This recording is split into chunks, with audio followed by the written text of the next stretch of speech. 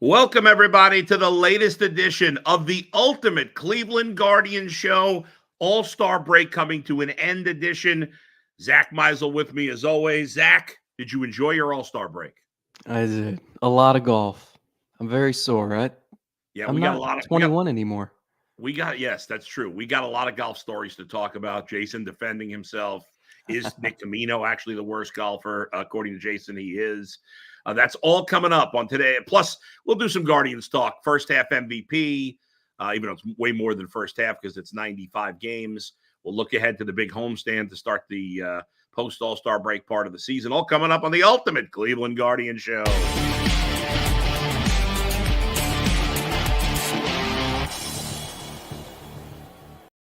All right, before we get into the Guardians here, Zach. So I, was waiting to bust Jason's balls about him being the worst golfer, and he claims that, and he admits he's not good, but he claims that Nick Camino is even worse.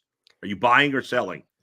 Well, recency bias Yeah. would tell me Nick Camino is, in fact, the worst. He's going to get angry at me for saying this. He's, it's very interesting. He does the Sunday sports show every Sunday night.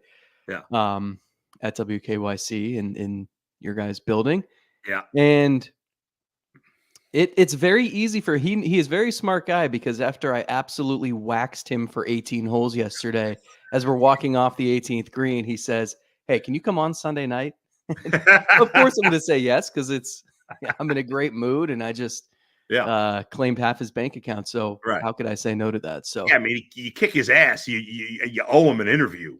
I mean, right. That's fair. And I was talking with some people about how to make, I think it started with like the Olympics, and should there be an Olympic event where it's just everyday common people trying to compete in whatever event it is, just so you have a reference point of how hard it is, what Michael Phelps and Simone Biles are doing. Sure. And then I was thinking, what about like the home run derby? Like, can we get just like an average person in there, or Miles Straw in there to see what it's really like?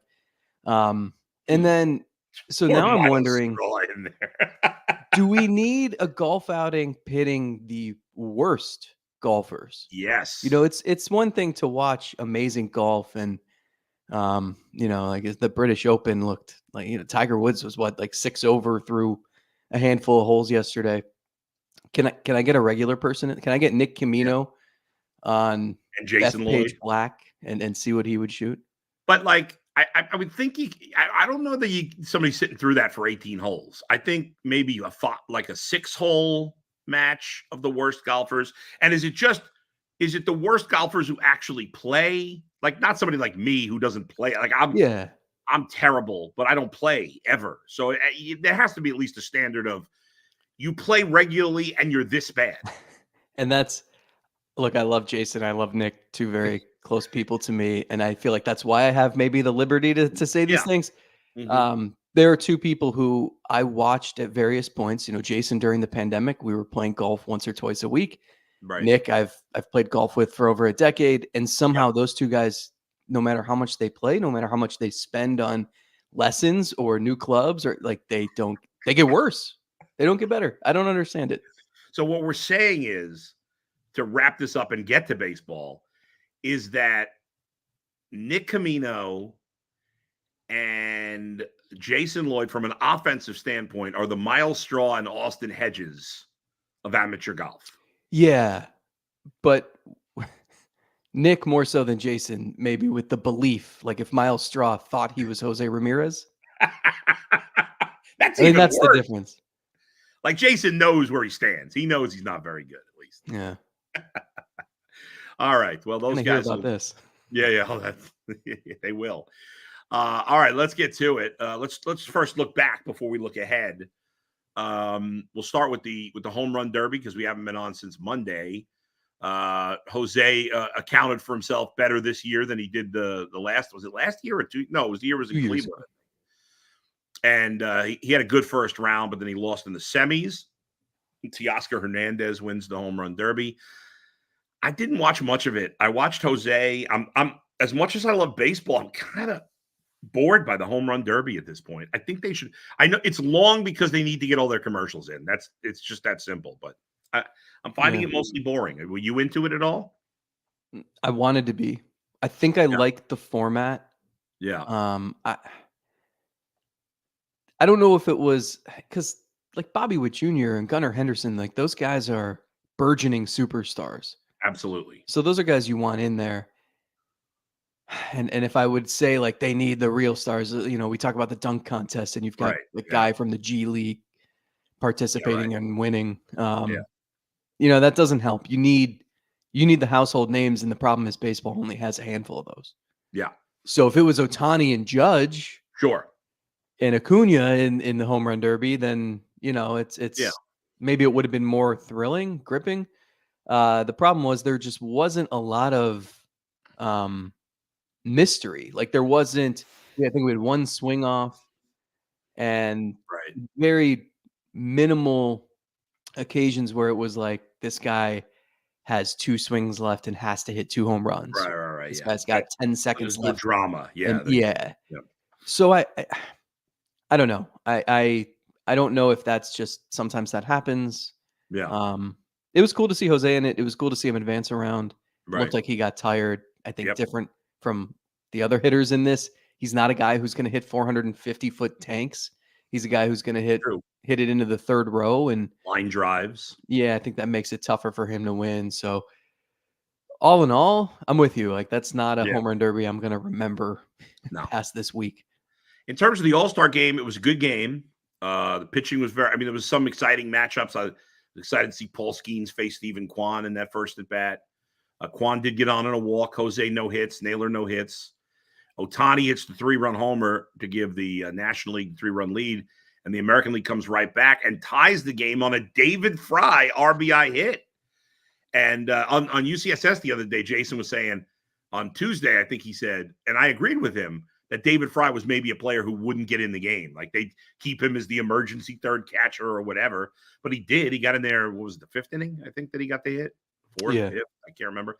But he comes through with the hit. And, of course, you and I talked about saving that we thought they'd save Clase for the 9th. They did. He did give up a hit, but he got 2 strikeouts, and he got the save. And the American League, obviously, for the most part, is dominated for the last couple of decades. Even though, it's a close game. Most of the games have been close, but American League almost always seems to find a way to pull it out. I feel like my entire life, it's just every year the American League wins. Yeah. There's no way to measure this. And I know every athlete has to be confident in themselves, and that's how they get to this level. But I just wondered, like, is there a more confident player in the league than Emmanuel Clase? I think if you told him he was pitching the 7th inning, he would be perplexed and Right. PO'd. And, he wants to be in there in the 9th. He wants to face the best hitters. And I don't think there's ever a doubt in his mind that he's going to get the job done. Yeah, and it's impressive. Like that's what, like, I know the Guardians made a little bit of a run 2 years ago. But they also had a couple walk-offs. Like I didn't feel like he had a ton of moments in that playoff run where it was a 1-run game in the 9th inning and he's got to go more than an inning. Like I want to see him in like the ALCS game 6, having to lock it down against the middle of the Yankees lineup. Cause I think he just seems to rise to the occasion when it matters most. Yeah, right now it's hard to have, from an outside perspective, it's hard to have more faith in any player. And yes, he goes out there with an air of confidence, an air of intimidation. I do think there's some intimidation level. He feels at times unhittable, and certainly it feels impossible to string together hits against him. You're always right now. Whenever he gives up a base runner, I'm like, wow, it's like kind of shocking. Forget a run, which he hasn't given up many, but he gets the job done. And now we go ahead to the second half. But before we do that, Emmanuel Clase is a contender for the MVP of the Guardians to this point of the season. The Guardians have played 95 games. They have 67 games left. Who is your MVP? Is it Emmanuel Clase or is it somebody else? I think if you could say that Clase was maybe representing the entire bullpen, I think that's a very valid answer. I'm not going to go with that because that feels like cheating. I have internally deliberated this for a couple of weeks now. Yes. Jason Stark at The Athletic, Hall of Famer, was picking my brain, asking me if Kwan or Ramirez was more deserving of consideration for his first half MVP of the American League. Mm. And I think there are merits to both being in that conversation. I mean, like Aaron Judge is the answer here. And Gunnar Henderson and Juan Soto, those guys are worthy of being in the conversation as well. But it's I really have struggled with this. I want to say Stephen Kwan. I think I had a much stronger argument a couple of weeks ago when he was hitting 380. Just because him doing something that we never see in an environment where like the league average hitter is hitting about 240, and this guy was flirting with 400. It's one thing to flirt with 400 during, I don't know, the steroid era where everyone was putting up insane numbers. It's another thing to do it now when pitching is just better than it's ever been. So I wanted to reward that, but it's hard not to answer Jose here, isn't it? Because he's just so well-rounded. And when Kwan was out for 4 weeks, which also makes a big difference here, if he had another month of production, I definitely would go Kwan. But those 4 weeks, I mean, that's when Jose Ramirez just went nuclear and carried the offense himself. So I probably lean Jose. I really want to say Kwan. I do think no matter what your answer is here, the team would not be where it is without both of them. So cop-out answer? Certainly. Both. Certainly. I think you can make an argument for Naylor. You can make an argument for Clase, but I'm going to be boring and agree with you. In the end, Jose is the guy. The biggest deciding factor is something you mentioned there, that Kwan missed a month, and they still played great without him. That doesn't mean he's not valuable. He certainly is, big time. But it was like it was like a lot of times when players maybe get in their head they got to do more because somebody else is gone, it backfires on them. Instead, it was the opposite. I mean, Jose was like, well, without our leadoff hitter, I got to pick it up. And he did. He played great during that stretch, as you said. He's been great all year. He brings it on the bases. He brings it as a leader. He brings it in the field. I mean, he does everything well. And they obviously need him to continue to carry the load as the best player on this team. But he is the MVP.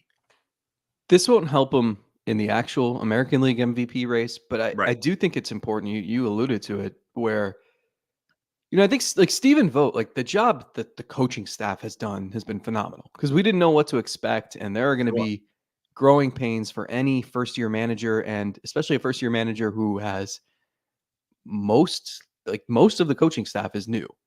And so it's been seamless, and they will tell you a lot of it is because of Jose Ramirez, because there is someone that every single player on the roster, and it's a young roster, can just look at and follow.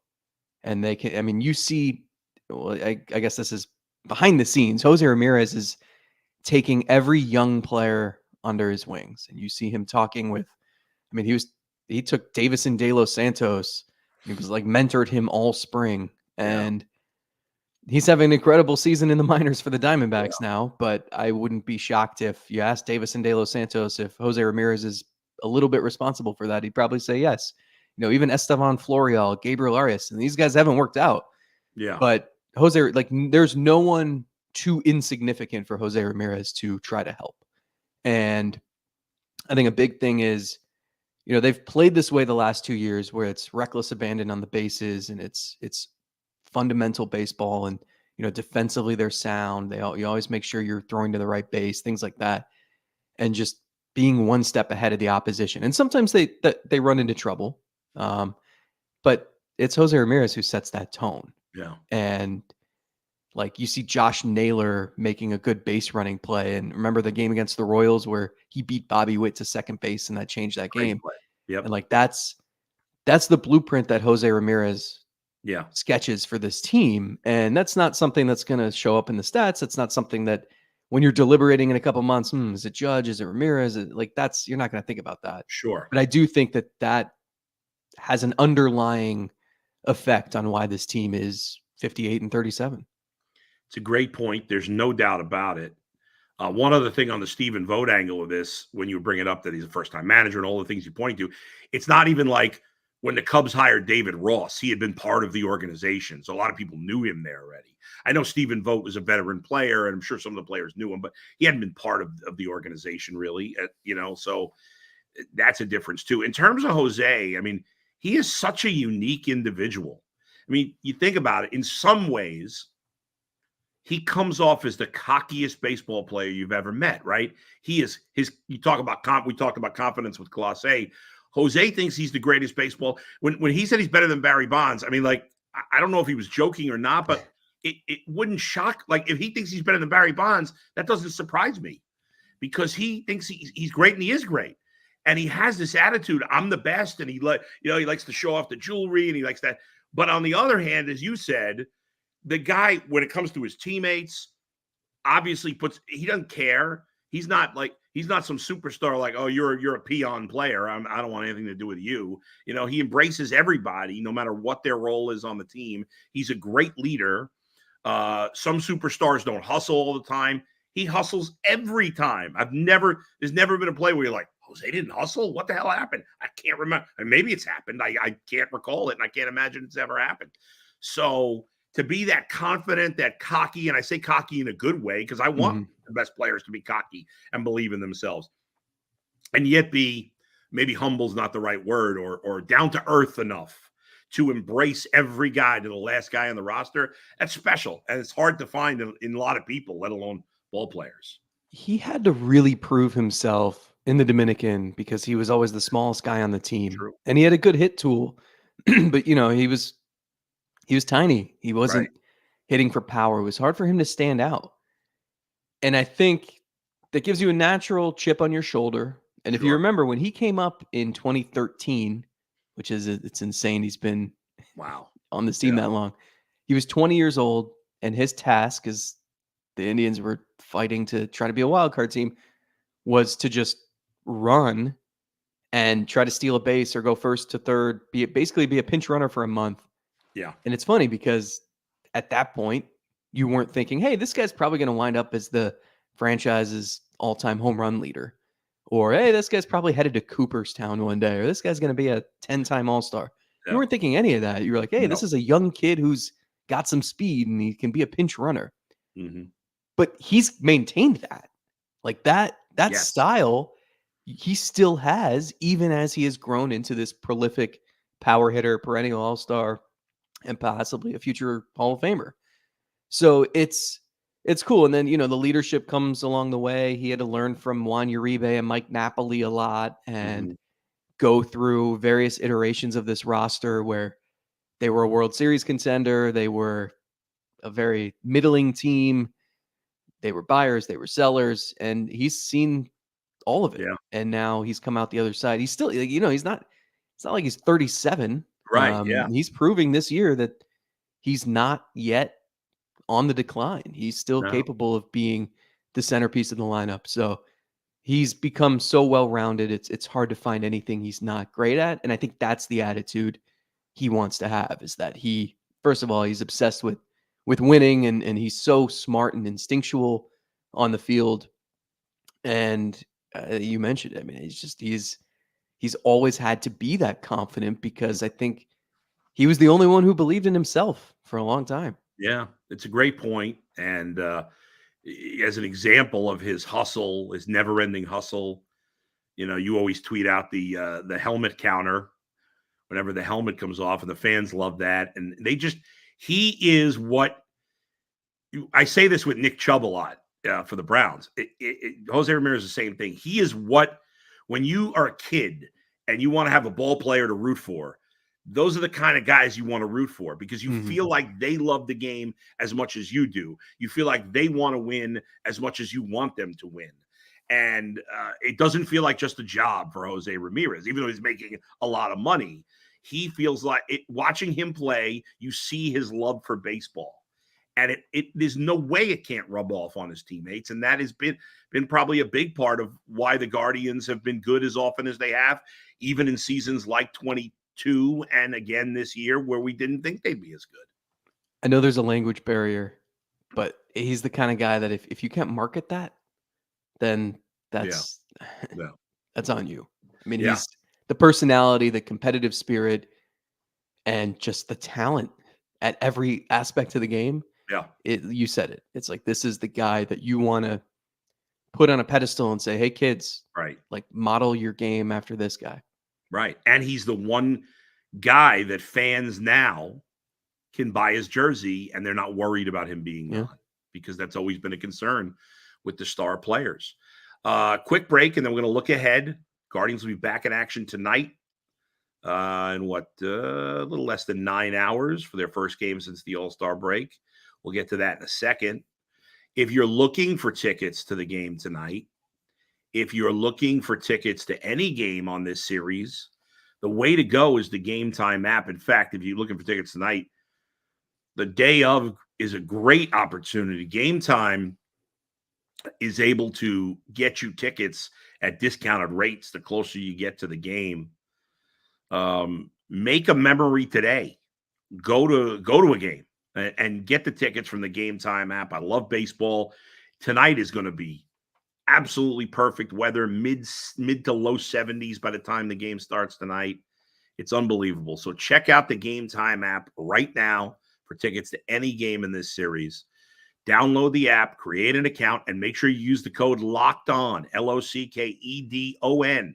If you do, you'll get $20 off your first purchase. Terms apply. Again, create an account, redeem the code LOCKEDON, LOCKEDON, for $20 off. Download the Game Time app today. Last minute tickets, lowest prices guaranteed.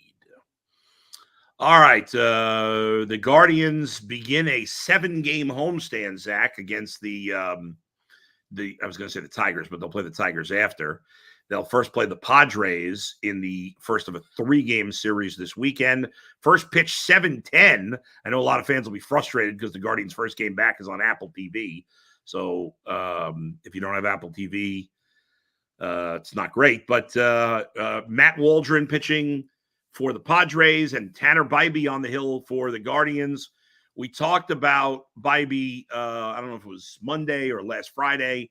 His last 2 starts have not been as good, obviously, but we both were impressed with the fact that he gave it the 4-run. We're not impressed that he gave it 4 runs over 3 innings, but that he was able to go through another 4 innings and kind of lock it in after that.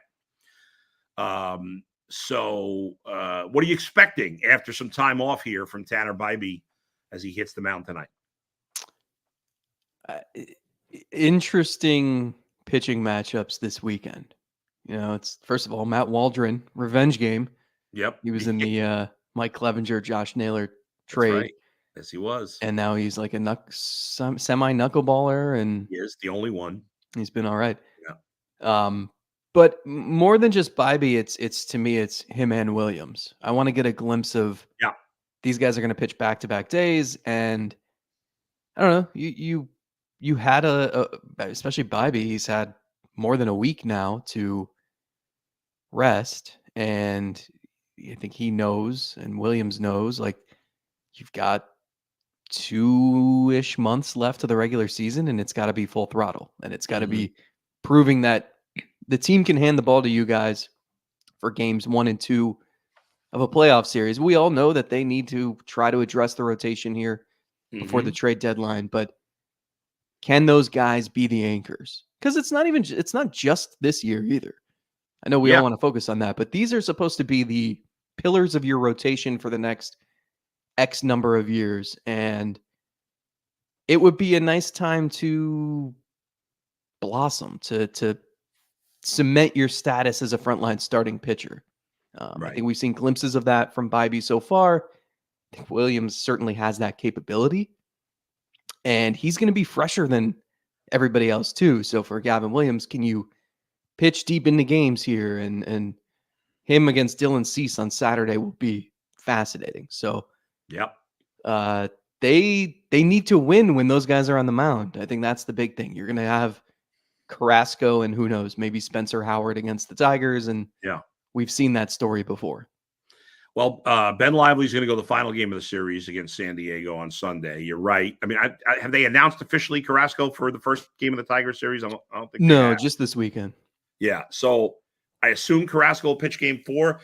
You mentioned Spencer Howard. Fans are going to get up in arms if he pitches again. You think there's a chance they call, even though he hasn't pitched well, that they call either Logan Allen or Tristan McKenzie back up to pitch that second game against the Tigers?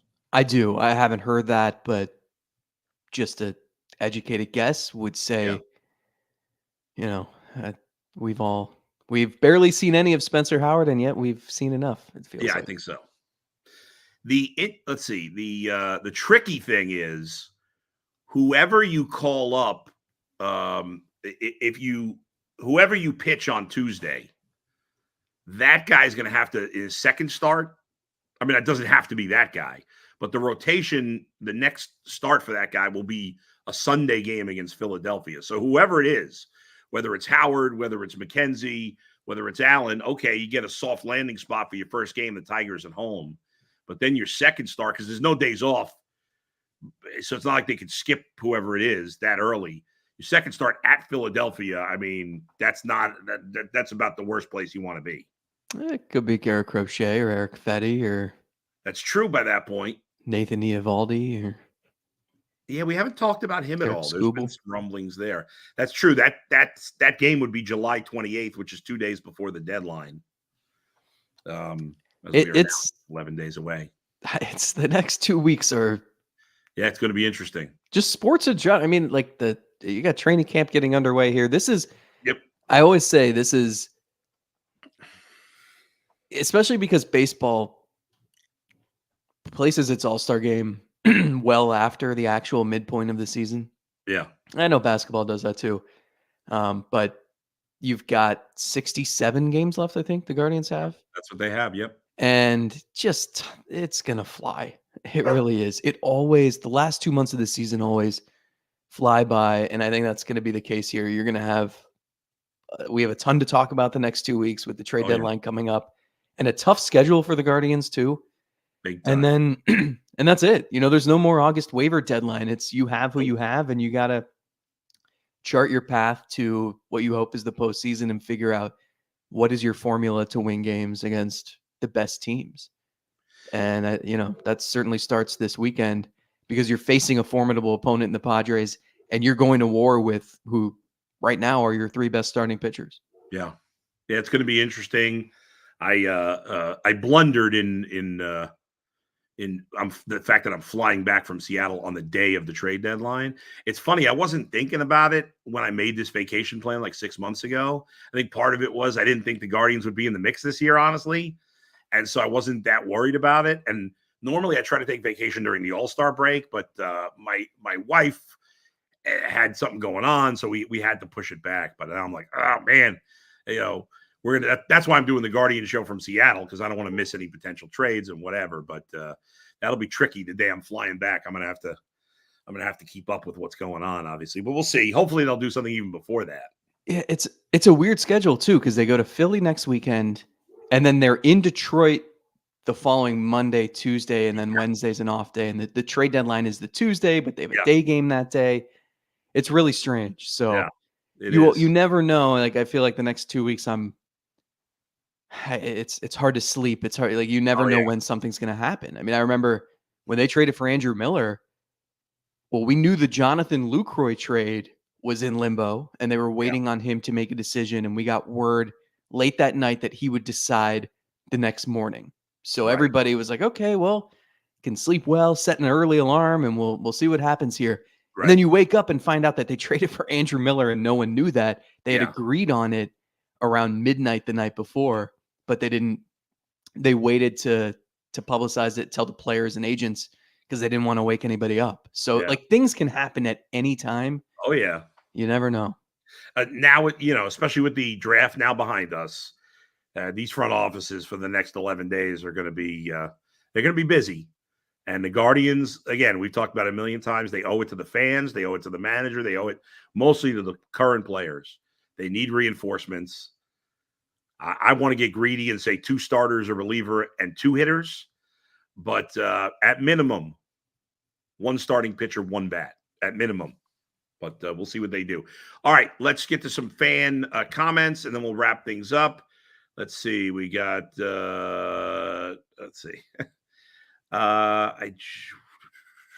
Williams says Vogt needs to quit DHing Ramirez so much. He's hitting 170 as a DH. Are you buying into anything of that? I mean, it's good for him. I think it's good for him, health-wise to be off his feet to some degree, being the DH. The batting average is low as the DH. You think it's coincidence or something to it? I do know that some players have said when they're not in the field, it's harder for them to get in a rhythm in the game. And I don't know if that's the case. He's not going to make excuses like that. Yeah. It is interesting. I feel like because they have so much versatility and a lot of these guys, whether it's Arias, Rocchio, Martinez, like they can be good defenders. So I think they want to get those guys in the field. But yeah, it's been a bit surprising. It feels like he DHs about once a series. Yeah. Yeah. And I think it's, because Jose has dealt with injuries in the second half of the season sometimes. Sure. They're trying to, keep him healthy. Brian says, do we know which affiliate Travis Bazzana will begin his career with? We talked about this last week. I don't think they've said it yet. I'm saying I think they should start him right at AA with Akron. I think you said you think they'll start him for Lake County, but he could move from there quickly if he dominates. Yeah, like a soft launch in East Lake for a week or two, and then go to Akron, where once you're there, like anything's fair game. That's right. And could he be up in September? You never know. If rosters expanded to 40 like they used to, there's a better chance. But if he kills it in August, like he is dominating, there's going to be a lot of buzz to do it. Will they actually do it? Who knows? William says he Vogt plays Hedges too much. Yeah, well, everybody knows how I feel about Austin Hedges. Great guy. Good defensive catcher. He's not a major league hitter. Everybody knows that. Yeah, I do think you've seen him more lately just because David Fry hasn't been able to catch for the last month because he had that elbow injury. But he was getting really close to being cleared for catching before the break. Right. Finally, what level of Corey says, what level of prospect would it take for a rental in a trade rather than a long-term player? I mean, again, it depends who the rental is. Obviously, a rental is going to cost less, but there's a big difference. You can't just put all rentals together. It depends who the player is. Yeah, and I do think it's a good point, though. I wrote about this today at The Athletic, where I basically told the front office there's no excuses. Like you gotta push some chips in at least. And the big thing is, okay, if you can't outbid the Orioles for Garrett Crochet, I can understand that, but there's no reason why you can't go get a Flaherty or a Kikuchi or a rental like that if you have to, and then make your bigger upgrade a reliever or a hitter. Right. You have such a flexible roster that it doesn't have to be just one thing. You don't have to have a one-trick mind here. You can add a lot of different things that can help you. As you said, nobody's going to kill the Guardians if they don't get the best pitcher on the market. I'm going to kill them if they don't get a pitcher, period, or they don't get a hitter, period. I'm not saying, yes, there are teams that can outbid them financially and prospect-wise, but there's no excuse not to have some upgrades because even the third best pitcher on the market or the fourth best pitcher on the market is a lot better than what you're throwing out there. Finally, John says, realistically, what would it take to get Mason Miller? I mean, that's going to take a ton. There aren't really comps for this. He's got 5.5 years of control. I think the thing that people also are kind of glossing over is the fact that you could move him back to the rotation in the future. Right. And with his stuff, that could be an ace. So they're not trading him, a package for him, a package for Tarek Skubal. Like you'd have to give up a crazy amount. I'd be shocked if either guy got traded. But the only thing is it's Oakland, so I don't know what they're doing. They're not gonna be contenders until they get to Vegas, at least if they ever do. Who knows? But he'd be. Can you imagine him in Class A back to back? Good luck. That'd be pretty nasty. All right, folks. Thanks everybody for joining us. If you haven't done so already, make sure you subscribe to the Ultimate Cleveland Sports Show. We are a part of the Ultimate Cleveland Sports Show family. Also, subscribe to my podcast, The Bullpen with Adam the Bull, part of the Bet Rivers Network. And Zach does a podcast with TJ Zuppe. Zach, promote that for a moment, if you will. The Selby's Godcast, which a week ago was the anniversary of Bill Selby's grand slam off Mariano Rivera in 2002. Who could forget? What did you do to celebrate that? Looked at Bill Selby's baseball reference page and wondered how a guy like that could have such a momentous grand slam. It is amazing. That's what makes baseball special. We'll talk to you all. Zach, have a great weekend. We'll talk to you all Monday. Where else but right here, the ultimate Cleveland Guardian show. See you, everybody.